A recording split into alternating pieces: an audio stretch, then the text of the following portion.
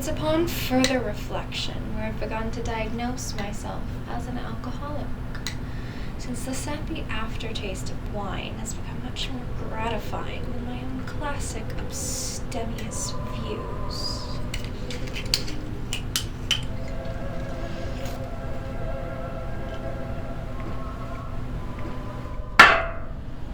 And I bow out by the bottom of the bottle, of course. I then proceed to waft smoldering ash down my wine hole, almost as if to ensure the Bordeaux continues to stay down throughout the nights.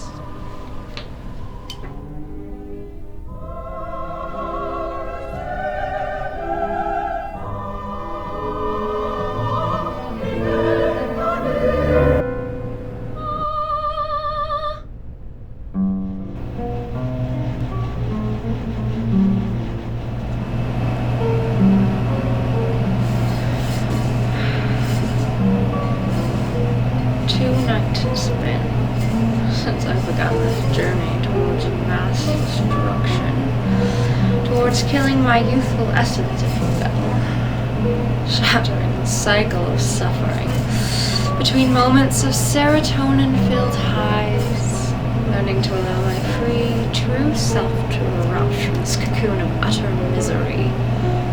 2 nights.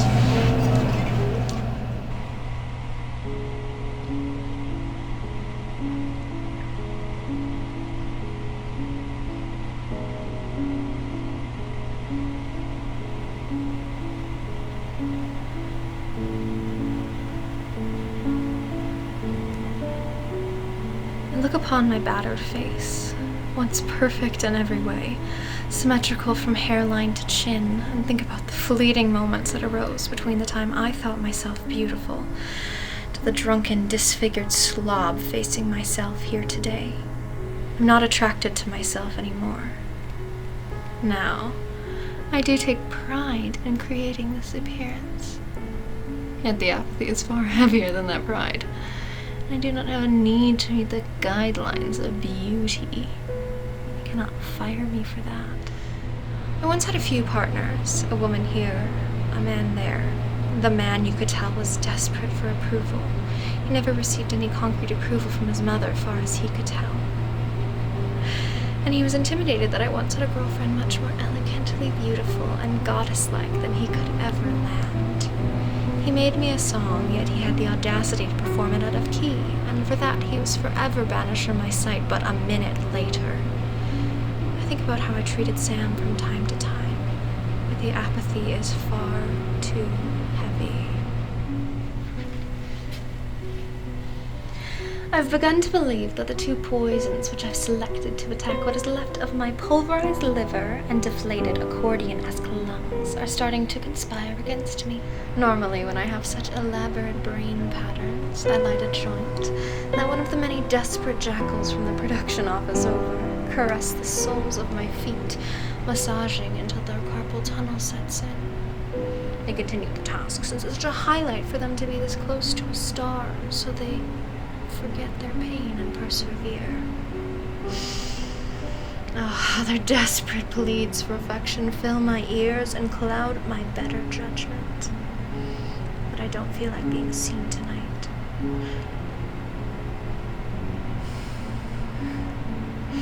My nose is broken in 3 places. Here, here, and here.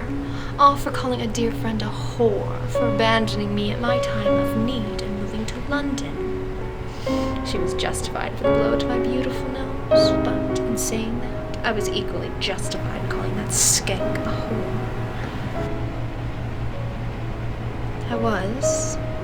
I am a singer of the opera, but the rustic nature of my well-taken care of wine hole has begun to fail me.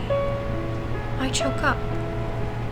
Even though I spent the last 20 years sober, free from the dolacity of aged Bordeaux, free from the instant relief of a freshly unwrapped cigarette, free from the urge to intoxicate myself, to trick myself into being a more free and vibrant personality.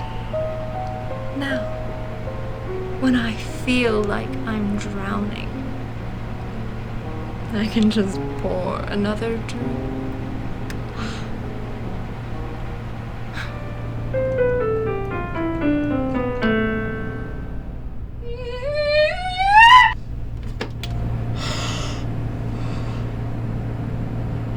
After so long accompanied by restraint, to have the one thing that brought me purpose and joyous expression be shattered anyway. You better believe I will burn every relationship in my life down. I will piss away every last dollar. I will not go silently. For the opera ends after the last note is sung, and my vibrant personality will sing once again.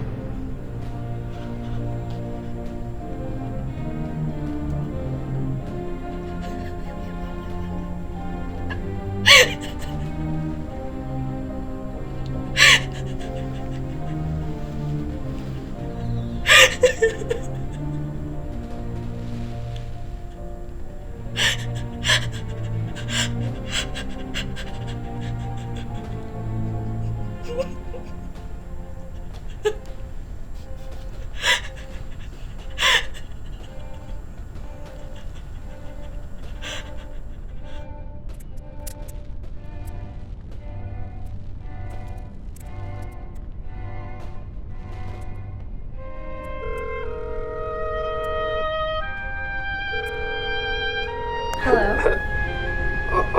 Anastasia? This is unexpected. Did you want me to patch you through to someone? No, I was actually calling to speak to you. So you have time for me? Yes, of course.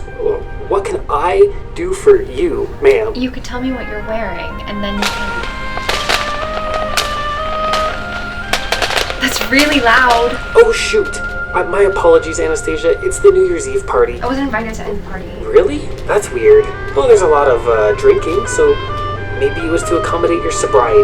It's also sort of a goodbye party for Grace. She's been saying that she wanted to call you. One sec, I'll put her on. Jesus Christ, no! Glenn! Glenn! Glenn! I'm so sorry for even suggesting that, ma'am. I've been drinking and celebrating myself over here. And I was thinking maybe you'd be interested in helping me with my vocal Glenn, who are you talking to? No one. About your wife? Well, I've always, if only momentarily, enjoyed the indecisive babbles of married dogs.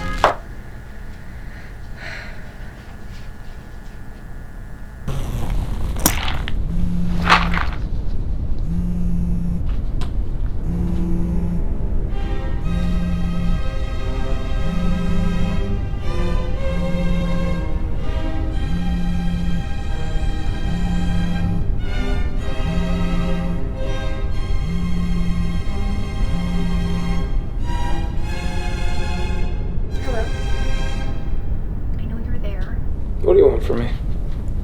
What more could you possibly deprive me of? Don't be so ridiculous. You are truly soulless, selfish, sociopathic at times. What is with this strong desire to use me up until I've run dry? I just don't... Have you been drinking? You're being mean. Oh, don't do that. I shouldn't even be talking to you. My heart just can't take it. Did you even know I've been on Zoloft? Or do you even care? You always did side with my mother in arguments. Maybe you'd agree that it's all in my head. And you never messaged me to apologize after any of those fights, even to make right.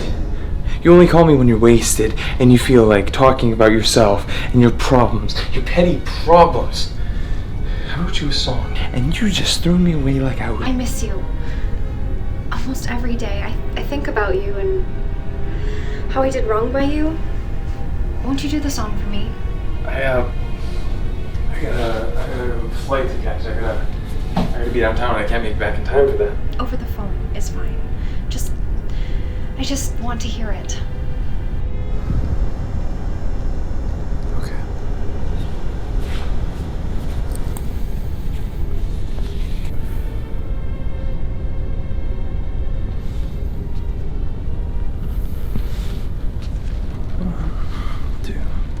One, two, three.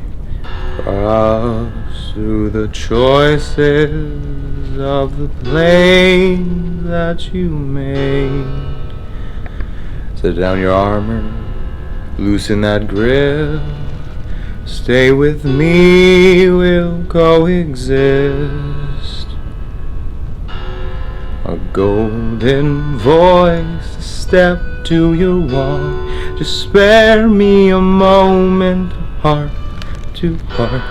Just need you to know that I'm hurting too. Hurting too.